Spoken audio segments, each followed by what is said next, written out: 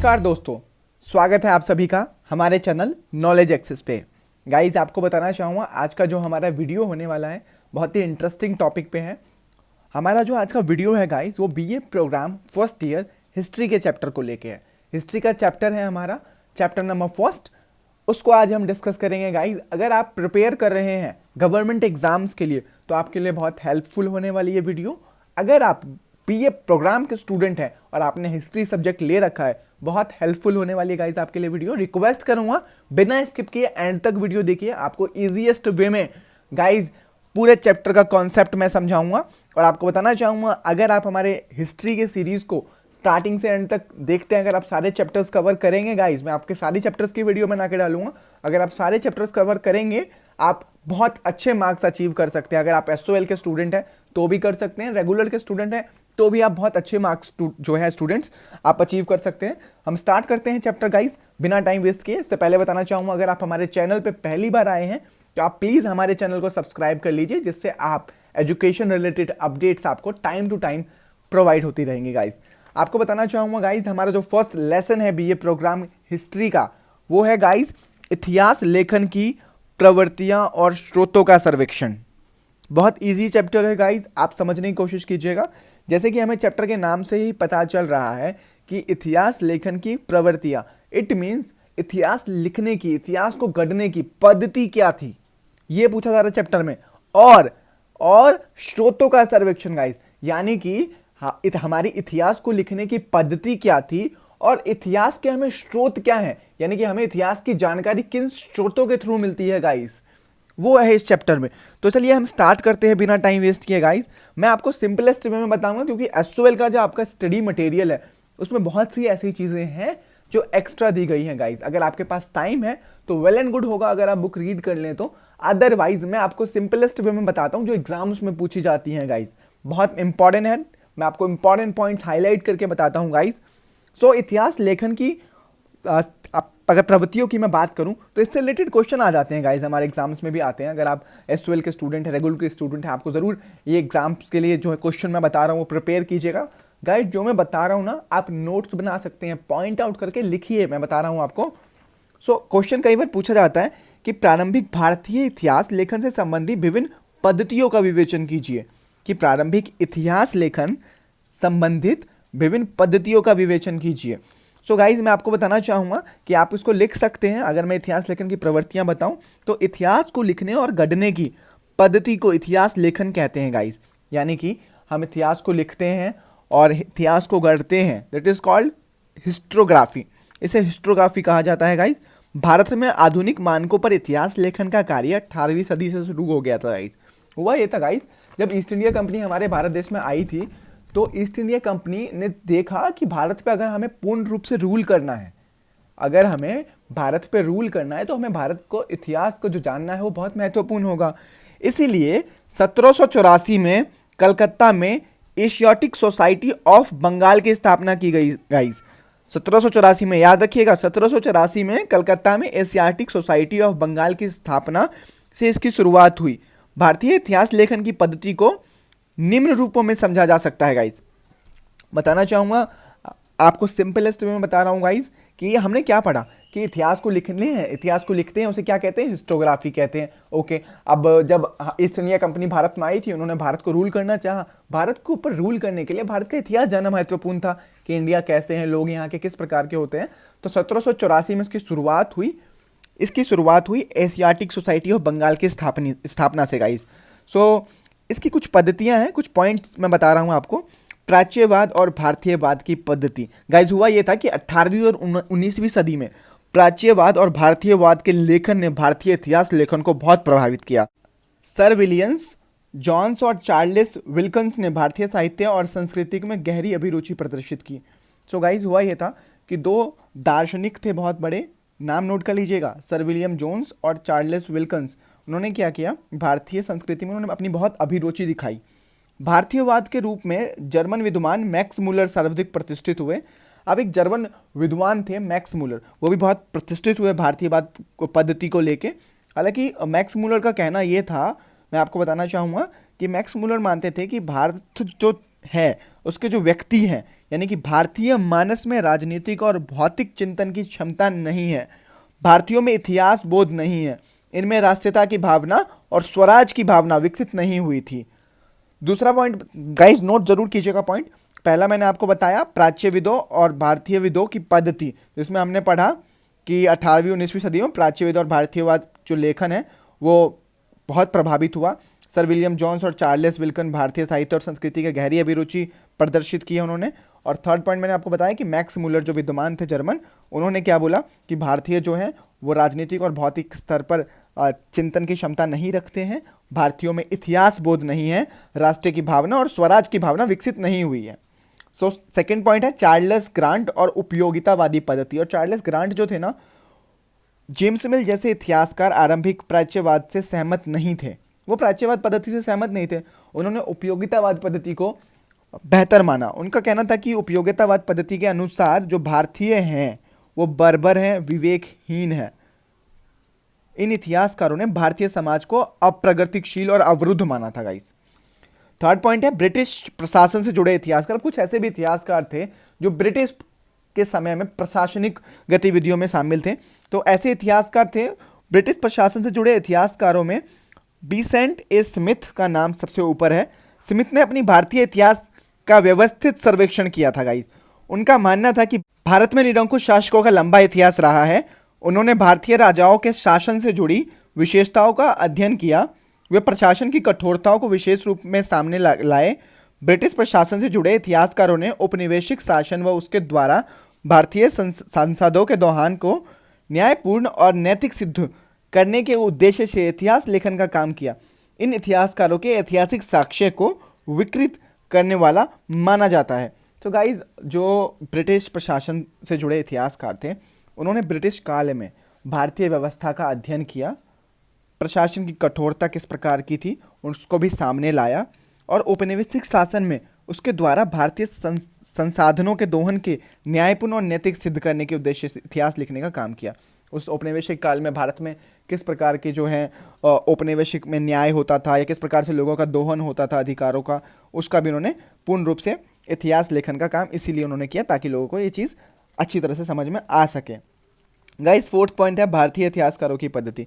अब कुछ भारतीय इतिहासकार भी थे जो पूर्ण रूप से समाज में आए थे, समाज को उन्होंने जागरूक किया था अपनी स्वतंत्रता को लेके और साथ ही साथ नैतिकता को लेके। गाइस भारतीय इतिहासकारों की पद्धति में मैं आपको बताना चाहूँगा, भारतीय इतिहासकारों में RL मित्रा, SK Iyengar, RG भंडाकर, KP Jaiswal और भी बहुत से ऐसे इतिहासकार हैं। इन इतिहासकारों ने भारतीय सुधारवादी नेताओं और राष्ट्रवादी आंदोलनों के प्रभाव में भारतीय इतिहास के पुनर्निर्माण का प्रयास किया। गाइस भारतीय इतिहास का पुनर्निर्माण का प्रयास किया इन्होंने।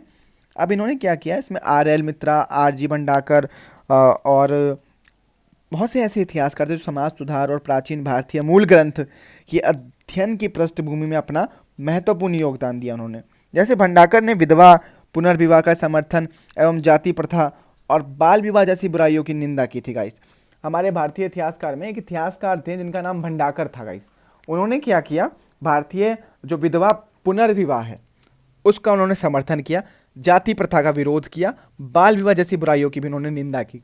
रजवाड़े ने मराठी में विवाह की संस्था के विकास पर गंभीर अध्ययन प्रस्तुत किया। भारतीय इतिहासकारों पर उग्र राष्ट्रवाद का प्रभाव दिखाई देता है। गाइस तो हमने पढ़ा ये कि भारतीय में क्या था कि किस प्रकार से जो हमारे इतिहासकार थे उन्होंने भारत को लेकर जो निंदा की, भारतीय जो कुनीतियाँ भारत में जो चलती आ रही थी, जैसे कि विधवा को पुनर्विवाह नहीं दिया जाता था, जाति प्रथा हमारे देश में जैसे कि आपको पता है कि बहुत लंबे समय से भारत में है, तो ऐसे जो भेदभाव की स्थिति थी इन सभी का उन्होंने विरोध किया और इन सभी में उग्र राष्ट्रवाद का प्रभाव दिखाई देता है। गाइस सो अभी हमने पढ़ा कि भारतीय इतिहास लेखन की प्रवृत्ति क्या थी। गाइस प्रवृत्ति में हमने क्या पढ़ा, रिपीट करता हूं गाइस, नोट डाउन कर लीजिएगा, बहुत इंपॉर्टेंट पॉइंट है।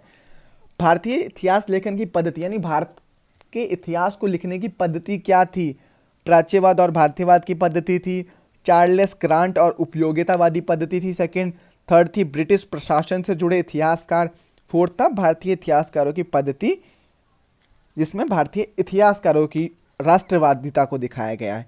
नोट कर लीजिएगा गाइस, पॉइंट बहुत इंपॉर्टेंट है। अब हम पढ़ते हैं एक बहुत महत्वपूर्ण पॉइंट जो इस चैप्टर का है, जिससे बहुत ज़्यादा जो क्वेश्चंस है वो भी बनते हैं, और लास्ट ईयर के एग्जाम्स में भी ये क्वेश्चन आए थे। लास्ट टू लास्ट ईयर आप लास्ट 5 ईयर्स के अगर टेन्योर अगर आप उठाते हैं उसमें भी इन क्वेश्चंस को आप ज़रूर पाएंगे गाइज। अब हमने पढ़ा कि भाई पद्धति क्या होती है, ठीक है, हमने पढ़ा इतिहास लेखन की प्रवृत्तियाँ क्या है। अब हम स्रोत पढ़ेंगे कि गाइज इतिहास लेखन का जो स्रोत है वो बेसिकली क्या है, यानी कि हम इतिहास का पुनर्विलोकन कैसे करते हैं। तो गाइज इतिहास लेखन के स्रोत को 3 भागों में बांटा गया है, बताना चाहूँगा। बहुत इंपॉर्टेंट है गाइज, आप नोट बना सकते हैं, आप हायरार्की बना सकते हैं, आप फ्लो चार्ट बना सकते हैं। इतिहास लेखन का जो स्रोत है उसको 3 भागों में बांटा गया। साहित्यिक स्रोत नंबर 1, नंबर 2 पुरातात्विक स्रोत, नंबर 3 यात्रा वृत्तांत। गाइज जैसे कि आप पुरातात्विक स्रोत और यात्रा वृत्तांत से समझ गए होंगे, मैं आपको बताना चाहूंगा साहित्यिक स्रोत, पुरातात्विक स्रोत और यात्रा वृत्तांत, तीनों चीज बता रहा हूं गाइज, नोट डाउन कीजिएगा। साहित्यिक स्रोत यानी कि हमारे पास जो हमारे इतिहास संबंधी साहित्य हैं, साहित्य में हमारे पास उपनिषेध हो सकते हैं, हमारे पास पुरानी पुस्तकें हो सकती हैं ऐतिहासिक जिनको मान्यता प्राप्त है। गाइज मैं आपको बता देता हूं, अब साहित्यिक स्रोत को 3 भागों में बांटा गया। धर्म ग्रंथ, सामाजिक आर्थिक स्रोत, धर्मनिरपेक्ष साहित्य और ऐतिहासिक संरचनाएं। साहित्यिक स्रोत में नंबर फर्स्ट आता है धर्म ग्रंथ, सामाजिक आर्थिक स्रोत, यानी कि हिंदू धर्म ग्रंथ। वैदिक काल की विस्तृत जानकारी वेदों द्वारा मिलती है गाइस। अब धर्म ग्रंथ, सामाजिक आर्थिक स्रोतों को 3 भागों में बांटा गया, हिंदू धर्म, बौद्ध धर्म, जैन धर्म। गाइस साहित्यिक स्रोत को 3 भागों में बांटा गया, रिपीट कर रहा हूं, नोट कीजिएगा। साहित्यिक स्रोत को 3 भागों में बांटा गया, धर्म ग्रंथ, सामाजिक आर्थिक, धर्मनिरपेक्ष साहित्य और ऐतिहासिक रचनाएं, 3 हो गए। अब धर्म ग्रंथ, सामाजिक आर्थिक जो स्रोत हैं उनको 3 भागों में बांटा गया, हिंदू धर्म, बौद्ध धर्म, जैन धर्म। गाइस हिंदू धर्म ग्रंथ हम पढ़ते हैं गाइस। हिंदू धर्म ग्रंथ में क्या है, वैदिक काल की विस्तृत जानकारी वेदों द्वारा जो है हमें प्राप्त होती है। गाइस जैसे कि आपको पता है कि वेद वैदिक काल की बहुत महत्वपूर्ण चीजें हैं जिनसे हमें जानकारी प्राप्त होती है। 4 हमारे प्रमुख वेद हैं, ऋग्वेद, सामवेद, यजुर्वेद, अथर्ववेद, और अर्णकीय और उपनिषेद भी इसमें शामिल हो जाते हैं गाइस। रहस्यवादी दार्शनिक साहित्य हिंदू समाज के रीति रिवाजों व परंपराओं की जानकारी हमें बताता है गाइस।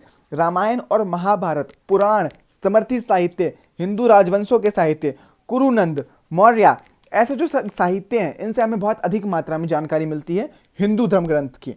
गाइस आपके एसओएल की बुक में ये डिफाइन करके लिखा गया है, आपके पास अगर टाइम हो आप इसे पढ़ भी सकते हैं। मैं सिंपलेस्ट वे में बता रहा हूँ, हिंदू धर्म ग्रंथ आपने पॉइंट डाला, उसके 4 पॉइंट्स आप बना सकते हैं। वैदिक काल की विस्तृत जानकारी हमें वेदों द्वारा मिलती है। 4 वेद कौन से हमारे, अब रामायण और महाभारत, पुराण और स्मृतियाँ, ऐसे उपनिषेध भी हैं जिनसे हमें हिंदू धर्म की जानकारी मिलती है। सिंपल है गाइस। सेकंड पॉइंट में बढ़ते हैं, बौद्ध धर्म ग्रंथ। बौद्ध धर्म ग्रंथ क्या है, इसके कुछ पॉइंट्स है सर। बौद्ध जो धर्म ग्रंथ है ना वो कहते हैं कि अधिक प्रमाणिक है, बौद्ध धर्म ग्रंथ अधिक प्रमाणिक है। त्रिपिटक है एक, त्रिपिटक, सुत्पिटक आपने सुना होगा गाइस, बौद्ध धर्म ग्रंथ के अंदर में आते हैं। तो त्रिपिटक जो है ना सामाजिक आर्थिक व्यवस्था के बारे में हमें जानकारी बताता है। पुराने यानी हम पढ़ रहे हैं क्या, इतिहास लेखन का शोध, तो बौद्ध धर्म में किस प्रकार से शोध में सहायता कर सकता है। त्रिपिटक एक पुस्तक लिखी गई जिसमें प्राचीन भारत में सामाजिक आर्थिक व्यवस्था का विवरण लिखा गया है गाइस। जातक, दिव्यांग पुस्तकें हैं उसमें भी ये जानकारी लिखी हुई है। बुद्ध चरित है, बुद्ध चरित में बौद्धिक काल में किस प्रकार की सामाजिक व्यवस्था थी उसका हमें विवरण देखने को मिलता है गाइस। नेक्स्ट जैन धर्म है। जैन धर्म में क्या है, भगवती सूत्र। भगवती सूत्र सूत्र है यानी कि it is type of a पुस्तक जिसमें आपको पूरी इंफॉर्मेशन मिलती है कि जैन धर्म काल में सामाजिक व्यवस्था, राजनीतिक व्यवस्था, कूटनीतिकता किस प्रकार की थी। संसार प्राणवान है, वो मानते थे, बौद्ध धर्म की जो शिक्षाएं थी वो बता रहा हूँ मैं आपको, जिसमें माना जाता है कि संसार प्राणवान है, अहिंसा का पालन करते थे। ये सभी जानकारी भी आपको मिलती है कि उस काल में किस किस प्रकार की व्यवस्था समाज में विद्यमान थी गाइस।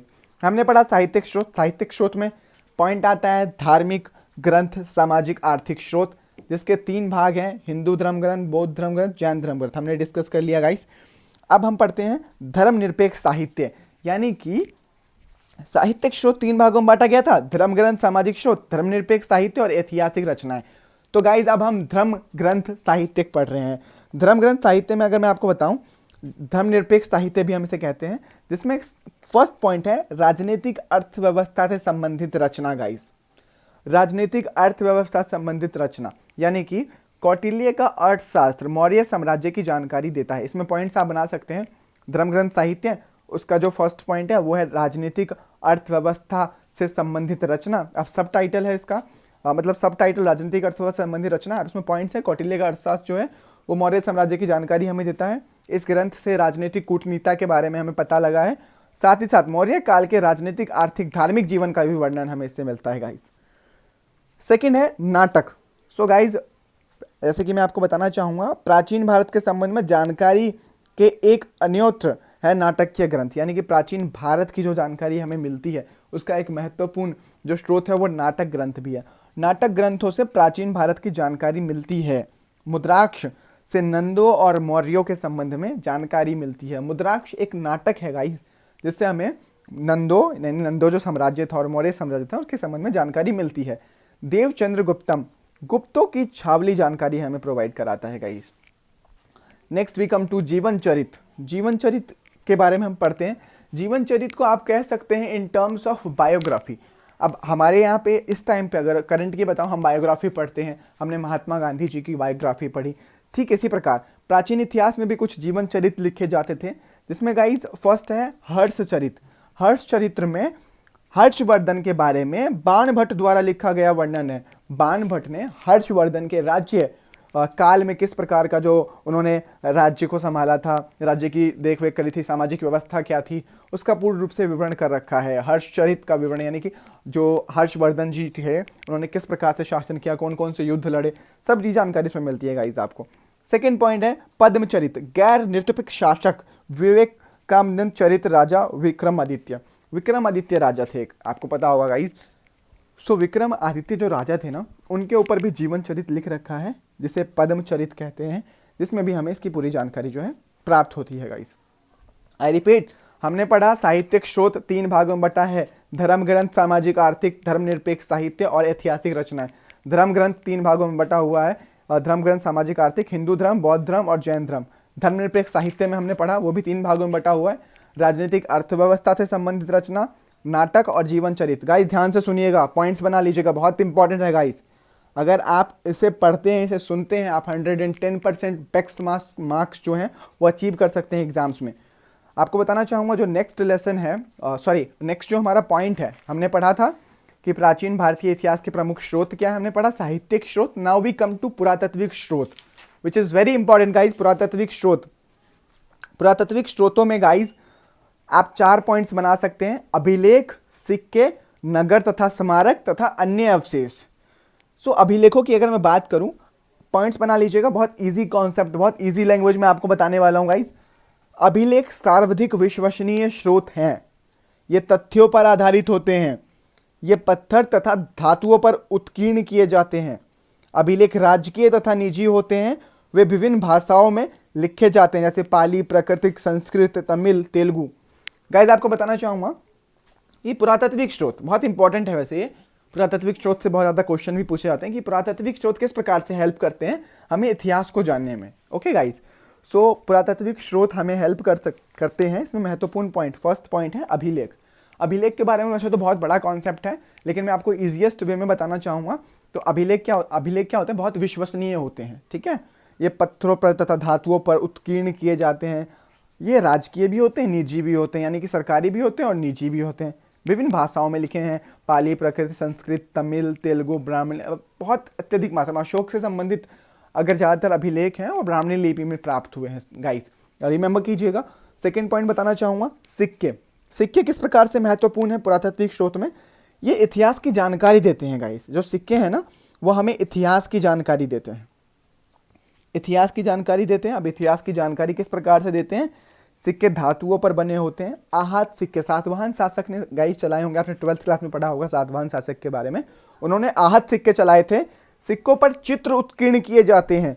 सिक्कों का महत्व गुप्त काल के बाद गाइस घट गया था। हालांकि हमारे जो सातवाहन शासक थे उन्होंने आहत सिक्के चलाए, जिन सिक्कों पर चित्र उत्कीर्ण किए जाते थे, उन पर पिक्चर्स अवेलेबल होती थी। हो सकता है जैसे कि अभी हम अगर अभी के कॉइन्स की बात करें, उन पे हमें कहीं किसी कॉइन पर अशोक स्तंभ मिलता है, किसी पे कोई इमेज मिलती है। ठीक इसी प्रकार से उस टाइम पे राजाओं महाराजाओं की जो इमेज है वो सिक्कों पर उत्कीर्ण होती थी। लेकिन गुप्त काल के बाद ना सिक्कों का जो महत्व है वो बहुत कम हो गया गाइस। नेक्स्ट मैं आपको बताना चाहूँगा नगर तथा स्मारक। थर्ड पॉइंट है पुरातात्विक शोध का। खुदाइयों में बड़ी संख्या में नगर मिले। राजगीर, नालंदा, गया, पाटलिपुत्र, बहुत से ऐसे नगर मिले जिनसे बहुत अवशेष प्राप्त हुए जो प्राचीन काल की जानकारी हमें प्रोवाइड कराते हैं। पंजाब में तक्षशिला नामक स्थान है, वहाँ पे भी खुदाई पे बहुत अधिक अवशेष प्राप्त हुए। हड़प्पा की खोज, खुदाई और मोहनजोदड़ो हड़प्पा के बारे में ज्ञान हुआ। आपने मोहनजोदड़ो हड़प्पा के बारे में सुना होगा, बहुत बड़े क्षेत्र थे जो पुरातत्वविद को प्राप्त हुए तथा वहाँ से बहुत अधिक अवशेष मिला। उनकी जीवन शैली के बारे में हमें जानकारी प्राप्त हुई जो बहुत महत्वपूर्ण है guys. Now we come to अन्य अवशेष, यानी कि हमने पढ़ा अभिलेख, यानी पुरातात्विक साक्ष्य में अभिलेख कैसे इंपॉर्टेंट है। सिक्के हमारी किस प्रकार से हेल्प करते हैं इतिहास को जानने में। नगर तथा स्मारक हमारी किस प्रकार से हेल्प करते हैं इतिहास को जानने में। अन्य अवशेष यानी कुछ और भी ऐसे एक्सटर्नल हैं जो इतिहास को जानने में हमारी बहुत सहायता करते हैं। जैसे कि इसमें फर्स्ट है गुफा, सेकेंड है मंदिर, मठ, स्तंभ, पत्थर और औजार। बहुत सारी गुफा मिली जिसमें चित्र उत्कीर्ण हुए हैं जिससे हमें जानकारी मिलती है प्राचीन इतिहास के बारे में गाइस। बहुत सारे ऐसे मंदिर, स्तूप, मठ, स्तंभ, अशोक स्तंभ के बारे में आपने सुना होगा, स्तंभ, इस बहुत सारे स्तंभ हमें प्राप्त हुए हैं जिन पे चित्रकारी की गई है, लिखा गया है, कुछ उस काल के बारे में लिखा गया है, उसकी सामाजिक स्थिति के बारे में। मंदिरों में हमें संस्कृति के बारे में पता चलती है। कुछ ऐसे औजार मिले हैं जो इतिहास की जानकारी हमें प्रोवाइड कराते हैं कि उस काल में किस प्रकार के औजार जो हैं उपयोग किए गए हैं। हालांकि पुरातत्वविद इसका काल, बहुत से ऐसे अभिलेख होते हैं गाइस, या बहुत से ऐसे पुरातत्विक साक्ष्य होते हैं जिसका काल तो निर्धारित नहीं कर पाते, लेकिन मोटे तौर पे उनका काल जो है उनकी लिखावट के अनुसार पुरातत्वविद को पता चल जाता है गाइस। थर्ड एंड फाइनल है यात्रा वृत्तांत। हमने पढ़ा साहित्यिक स्रोत किस प्रकार से महत्वपूर्ण है, पुरातत्विक स्रोत किस प्रकार से महत्वपूर्ण है इतिहास के पुनर्वलोकन के लिए। अब हम पढ़ेंगे कि यात्रा वृत्तांत यानी कि जो टूरिज्म है उससे इतिहास की जानकारी हमें कैसे मिली है गाइस। बहुत इंपॉर्टेंट है, ध्यान से पढ़िएगा गाइस। हेरोडोटस यानी कि फादर ऑफ हिस्ट्री, हिस्ट्री का जो पिता है वो हेरोडोटस को माना जाता है। उन्होंने हिस्ट्री लिखी उन्होंने, ठीक है गाइस, ध्यान से सुनिएगा बता रहा हूँ मैं, जिसमें भारत और फारस का संबंध का वर्णन किया। हेरोडोटस ने क्या किया, एक बुक लिखी, ठीक है, जिसमें भारत और फारस के संबंध का वर्णन किया गया। इससे हमें पता चला उस बुक से कि उस काल में भी भारत और जो फारस था उसके संबंध किस प्रकार के थे गाइस। ओके, सेकंड है आर्यन द्वारा अलेक्जेंडर के आक्रमण को लिखा गया। एक आर्यन थे, एक टूरिस्ट थे जो भारत में आए थे, उन्होंने अलेक्जेंडर के आक्रमण के बारे में लिखा कि भारत पर आक्रमण किस प्रकार से किया अलेक्जेंडर ने, तथा कितनी हानि हुई उस समय पे, किस प्रकार की व्यवस्था थी, सैनिक व्यवस्था क्या थी, उन सभी का विवरण हमें उससे मिलता है guys. Next we come to Hiuen Tsang. Hiuen Tsang जो थे वो हर्षवर्धन, वो चंद्रगुप्त के बारे में लिखा था। हेनसंगा जो एक चीनी जो है टूरिस्ट थे, चीनी यात्री थे जो भारत में आए थे, अतः वो हर्षवर्धन काल में और चंद्रगुप्त काल में उनके बारे में उन्होंने पुस्तक में लिखा गाइस। सो बहुत सारे ऐसे जो हैं यात्री आए थे जिन्होंने भारत में आए, भारत में रहे और भारत के बारे में उन्होंने लिखा गाइस। तो बहुत इंपॉर्टेंट है, मैं आपको एक बार समराइज करके बता देता हूँ, बहुत महत्वपूर्ण है ये चैप्टर गाइस, ध्यान से सुनिएगा। समराइज कर रहा हूँ मैं आपको। हमने पहले इतिहास लेखन की प्रवृत्तियाँ पढ़ी, अब हम इतिहास लेखन के स्रोत को पढ़ रहे हैं। प्रवृत्तियाँ में हमने पढ़ा था प्राच्यवाद और भारतीयवाद की पद्धति, सेकंड चार्ल्स ग्रांट और उपयोगितावाद की पद्धति, फिर हमने पढ़ा ब्रिटिश प्रशासन से जुड़े इतिहासकार, फोर्थ पढ़ा हमने भारतीय इतिहासकारों की पद्धति गाइस। हमने स्रोत में क्या पढ़ा कि इतिहास का पता हमें तीन चीजों से चलता है, साहित्यिक स्रोत, पुरातात्विक स्रोत, यात्रा वृत्तांत। साहित्यिक स्रोत को तीन भागों में बांटा गया है, धर्म ग्रंथ, सामाजिक आर्थिक, दूसरा है धर्मनिरपेक्ष साहित्य, तीसरा ऐतिहासिक रचनाएं। धर्म ग्रंथ, सामाजिक, आर्थिक को तीन भागों में बांटा गया है, हिंदू धर्म, बौद्ध धर्म, जैन धर्म। धर्मनिरपेक्ष साहित्य को भी तीन भागों में बांटा गया है गाइस, राजनीतिक, अर्थव्यवस्था से संबंधित रचना, नाटक और जीवन चरित्र। ऐतिहासिक रचनाएं, ऐतिहासिक रचनाओं को बांटा गया है चार भागों में, अभिलेख, सिक्के, नगर तथा स्मारक और अन्य अवशेष। यात्रा वृत्तांत में हमने कुछ एग्जाम्पल्स पढ़े, like Herodotus father of history, फारस और भारत का उन्होंने किस प्रकार से संबंध बताया, आर्यन अलेक्जेंडर ने किस प्रकार से आक्रमण के बारे में जानकारी बताई, आर्यन ने अलेक्जेंडर के आक्रमण के बारे में जानकारी बताई। फिर हमने ये भी पढ़ा था कि हेनसांग जो चीनी यात्री थे उन्होंने हर्षवर्धन और चंद्रगुप्त के बारे में किस प्रकार से विवरण अपनी पुस्तक में किया था। तो गाइस बहुत इंपॉर्टेंट चैप्टर है और आपसे रिक्वेस्ट करता हूं आप चैनल को जरूर सब्सक्राइब कीजिए। अगर आपको वीडियो पसंद आई आप लाइक कीजिए, कमेंट कीजिए गाइस। कोई भी क्वेश्चन हो इस वीडियो के रिगार्डिंग आप मुझे कमेंट बॉक्स में बताइए, मैं आपकी पूरी हेल्प करूंगा guys. Thank you so much guys, आपने इस वीडियो को पूरा देखा, धन्यवाद गाइस। आप जल्द ही मिलते हैं नेक्स्ट वीडियो के साथ। Thank you guys.